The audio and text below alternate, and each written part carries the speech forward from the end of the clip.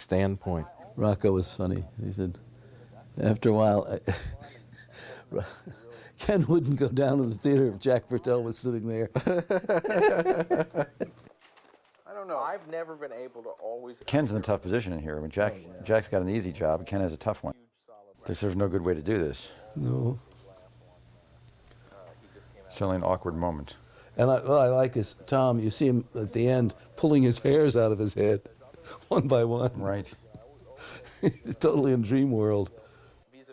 I can remember this moment. All I was thinking about, this is not going to serve any purpose to go on talking about this. It's been made clear.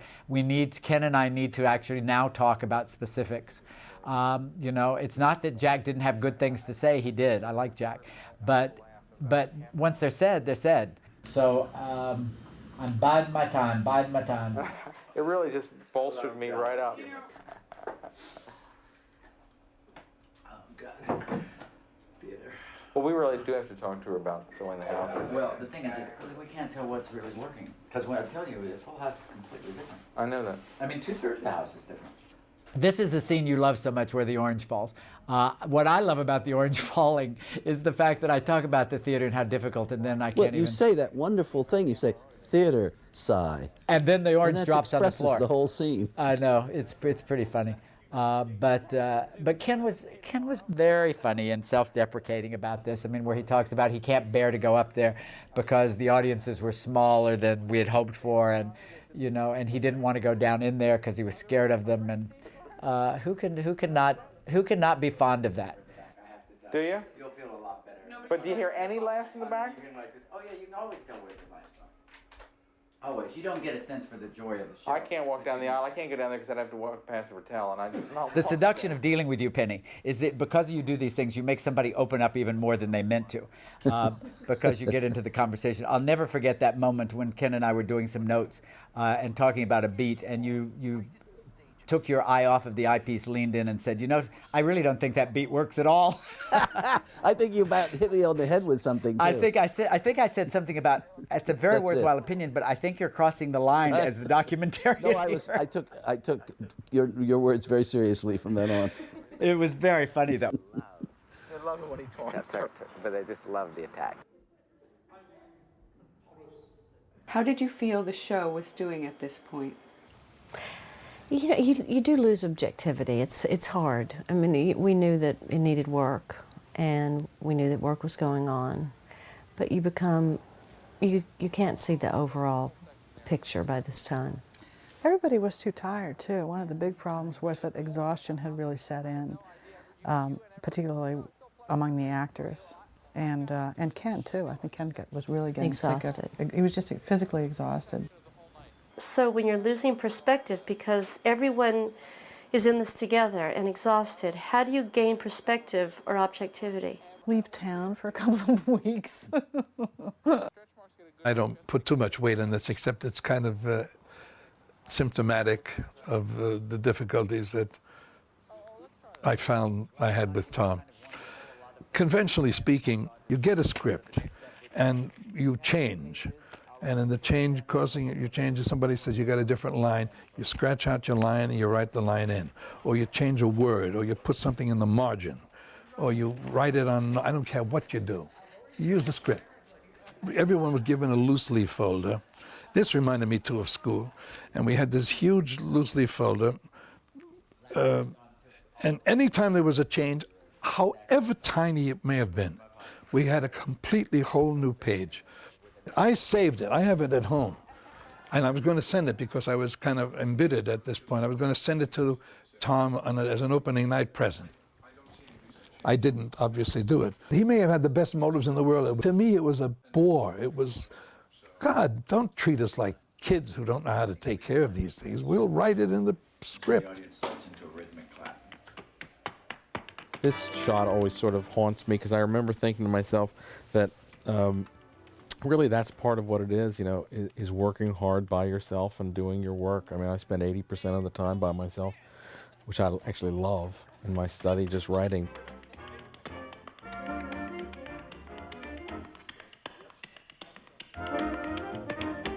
And here we are in New York. The pressure mounts. We were feeling pretty good, but you never know how you are until till you get to a New York audience.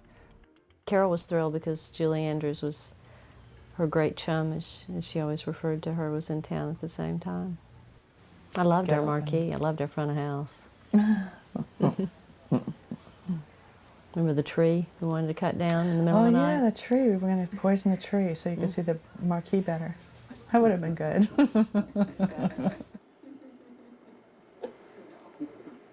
I do have to laugh, though, because I've got to tell you a story that nobody knows. I was only going to do the show for 4 months, and I wanted to do a rep thing, and mine wasn't really the starring role, and I chose it because of that, you know. So anyway, I was going to close. I was going to leave it, and I was kind of guilted into extending, and they also dangled a carrot in front of me by saying, well, you can have Tuesday nights off, and your understudy will go on. They wanted to put a female impersonator in the role of the wife on the Tuesday nights that I was out. Oh, that's incredible. That is hysterical. So it just kind of is amazing to then see the scene about this isn't the play I wrote and eat a pencil. You know, where, you know, when does it then become greedy and not really caring about your baby that you wrote? It's news to me. It's the first I heard of that. I mean, we had some wild casting ideas, but that would be a bit much. I never heard of such an idea. He's a talker. He likes to talk. And Carol, she even said something about, my God, you got to get a hook to get this guy off. And we all broke up because this was unlike her, you know. This was an invited audience, which is a thrilling moment. We all had literally hundreds of friends out there. So you are very anxious to see what they think and whether they enjoy it. So in some ways, that's more pressure to me than opening night. It's an extremely popular thing to do on a first performance in New York, to go and get back on the gossip circuit in the great right way, to tell them what's wrong with the production. And you're always opening yourself up to that. This is one of my favorite moments ever in the theater this night. And most shows I've done, there's been a night like this. Because you know it's a favorite audience, you know that they're going to give you benefit for every problem you've got, you know they're going to be enthusiastic, but you're also going to find out a lot, and it also is your chance to truly enjoy your labor. You've got some pretty good farceurs here. Carol, of course, is a genius about this. Jane Cannell is a past mistress of comedy and farce comedy. She's very, very good. Randy Graff is good. I'm pretty good at farce comedy. So you had a lot of heavy hitters who can do this kind of stuff and who have something funny in their persona. Don't ask me what it is. It's one of those things you've got it or you don't have. Some people can be funny, some people can't. Or you can see some people trying to be funny, and you know, there's just a big difference. Anyway, that's what we were lucky to have, a number of those in the show. Because if you don't have people like that on a farce, you're really dead. You can't act in a farce so much. You got to be funny. You got to, you know, in her show, look at those people she had, Tim Conway and the other guy, the tall guy. I mean, these guys are funny people. They walk out, you meet them on the street and you smile, you know what I mean? Yes! Well, what are you waiting for? Let's go! The show is now scheduled for the West End for a big production, you know, full-scale West End production with a big star. I work on sort of the major first-class productions to make sure they're right, and that's London and New York. And it'll be fun, and it'll be fun to learn about things, try to get the lemonade joke right.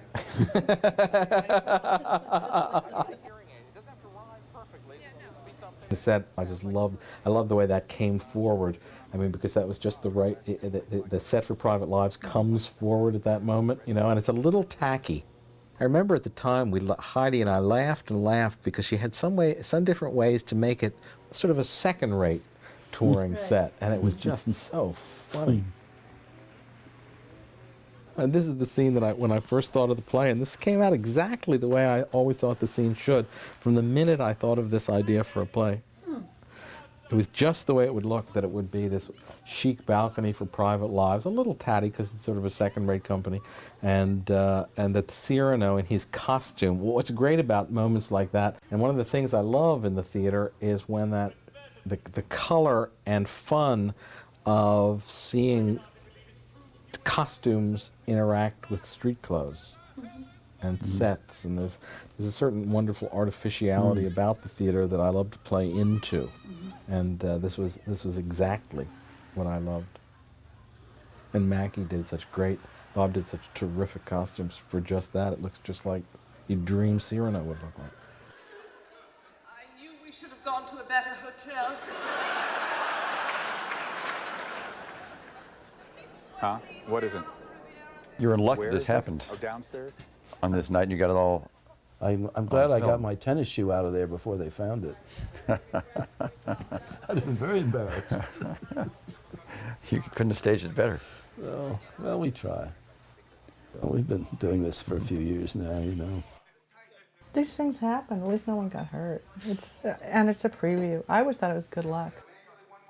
I remember specifically being with Tom Moore when he found out that the winch broke and hearing that there was this crisis, and then he ran off, and I didn't know where he went, but I kept my sound going, and I realized he had gone backstage, but luckily Penny was with him the whole time, so he got the whole story on film, and I got it on tape. And you were sitting there listening to these voices come through your little recording machine, wondering where the hell anybody was. And I remember running upstairs, and Tom went back to try to talk to somebody in the back about what to do, and I had no light, so I grabbed a flashlight from the usher. And I could still see, when you turn a flashlight on a wall, it always has little things in the middle like spider webs or something. I can still see that and remember that flashlight. But the fact is, it was one of those incredible moments when it just fell on us like soft rain. We could hardly miss. Fixed, I think. Carol knows best. Only to hear. Yeah, only to hear. What amazed me here was Carol's comic genius. She had them raise the curtain only part way so that when she and Tom came peeking underneath, it was absolutely hilarious for the audience. What it did for me was to show a kind of an intelligence that you don't normally associate with actors. Not that they're dumb, but they're not known for supposed being to be smart. Right. You know? They have to just know their lines. Right. No, she's smart. No, she's exceptional, and she really shines in a moment like this. It's as if all those people out there were her relatives in some way. I mean, she has such a funny knowledge of them. It's true. She has a star turn here. But I think this was the turning point when everybody connected with this play could see that you had to let Carol have her way. This was Carol Burnett at her most brilliant. That was one of the great gifts of my life, to be standing on stage with her at that moment. Because to stand on stage with Carol, while that audience was expressing its affection, was overwhelming. You could feel the waves of heat, and I am not exaggerating. She really knows how to work a crowd. She's great. She was so comfortable and happy doing that. I think more so than at any other time. I think she really enjoyed it.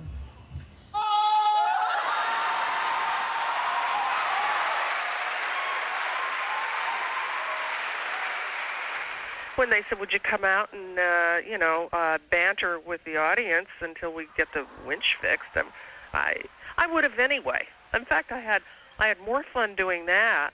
That was more fun than certainly all the rest of what led up to it. I'm saying it was in Boston and all the rewrites and this. I felt very free on stage for the first time. I would love it. Where is she? Is my chum here? That was maybe one of the best. It was one of the better nights, it's true. Yeah, it was. It was really fun. I never worry about that because audiences love when things break down. As long as no one gets injured. They loved it when she'd miss a line. Oh, they all love it. They become complicit. They do. We all used to talk about the fact that because you were doing this, we worried that you were going to have no film at all because in general, there were no huge dramatic moments. There were no big fits. There were no screaming matches. Well, slipping the shoe in the winch helped. Yes, well, exactly. I mean, that's when we knew you were saved. I want you to know I had two purposes then. If you weren't going to do it, we were. We have to get this production going, and the Pennebakers are now saved. I know. I never forget you that night. You said, thank God something's happened for the documentary. the theater where it's playing.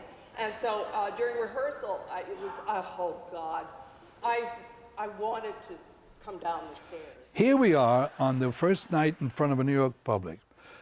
This show, remember now, was supposed to be my show, and the show is almost over. We have about 5 minutes left in the show, and the thing breaks down. I'm on the stage right wing, waiting to come in the door for a final little scene, which is a tag, and it's meaningless. The show is essentially over. Now this takes place. She brings the house down for 15 or 20 minutes. I'm sitting back there waiting to come on, hearing all of this.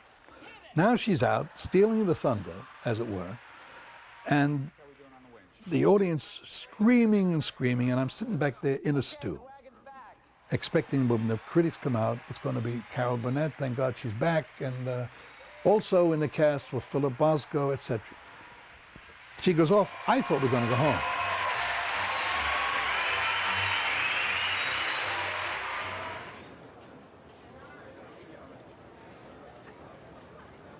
I remember in Crazy for You, in about all this, through the previews, the set kept breaking down constantly, and everybody was getting so excited. And my view was kind of, look, get it out of the way now.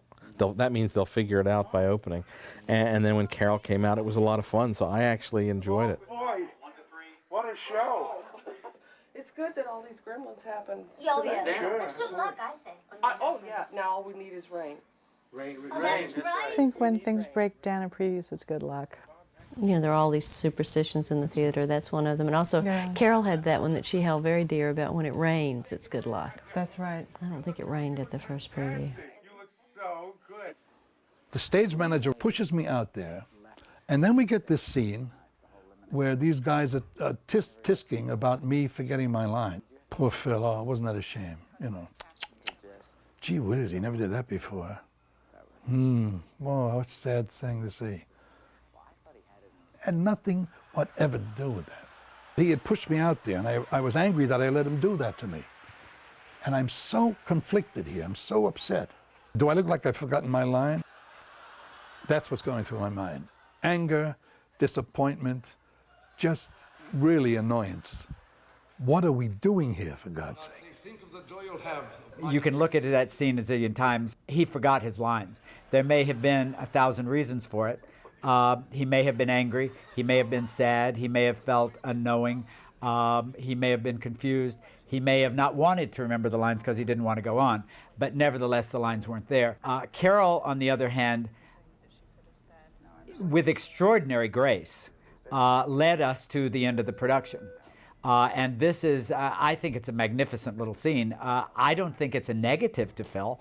I've never seen it as a negative to Phil, but Phil often sees things in a negative light, and this is one of them.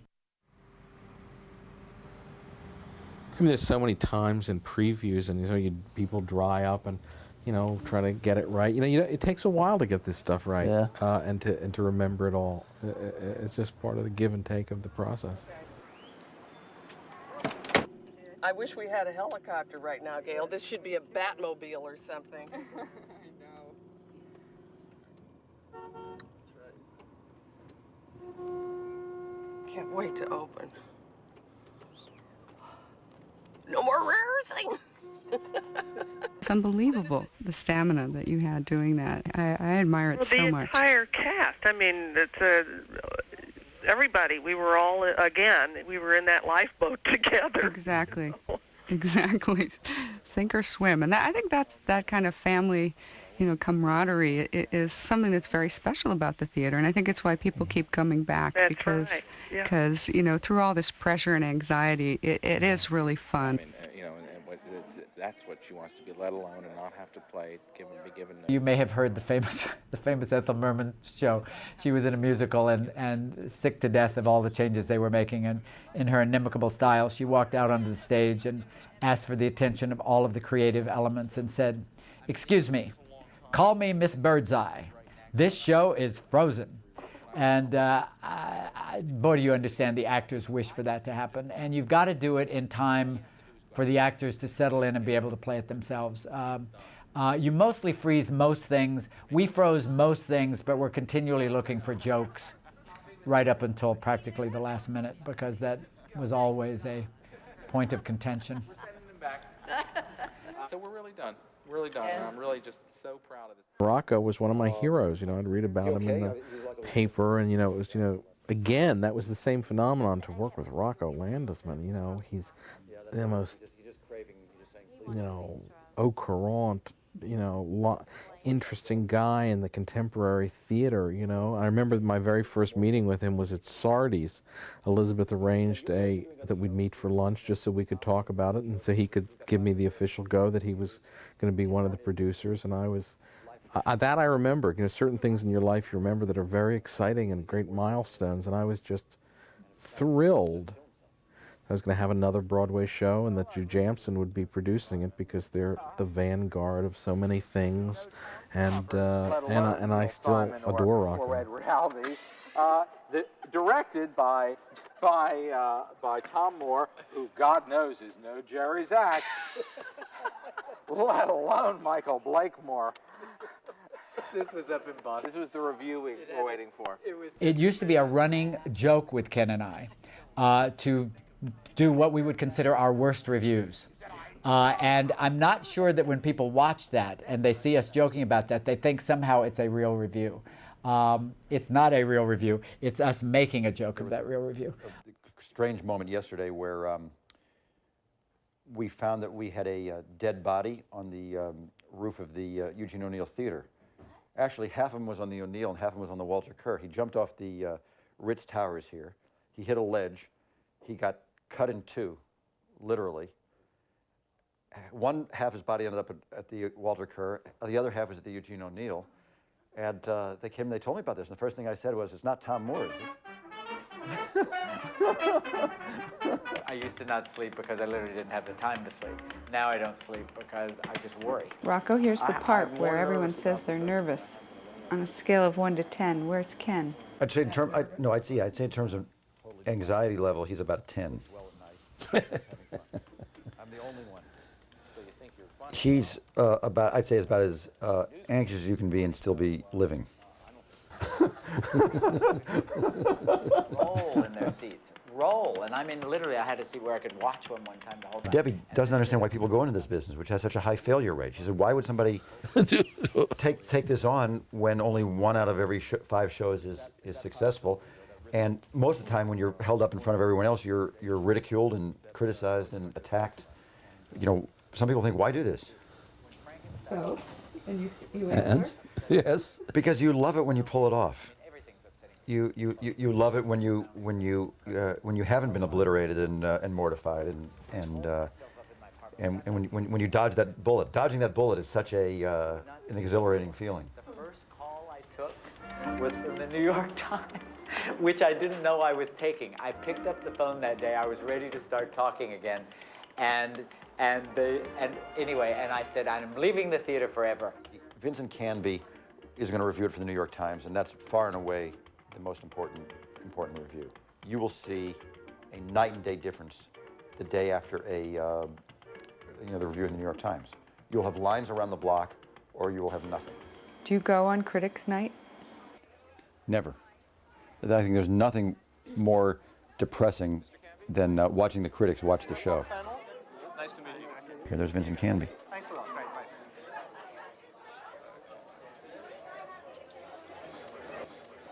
Simon. There's John Simon. See you. How about you? Here comes Joel Siegel. Sorry. There's Joel Siegel. There's Howard Kissel, not what you'd call a heavyweight critic. I ran into Janet Maslin on the street about 3 weeks ago, and she said the one thing that every actor or every aspiring actor like myself wants to hear. She said, "Loved you in Moon Over Broadway."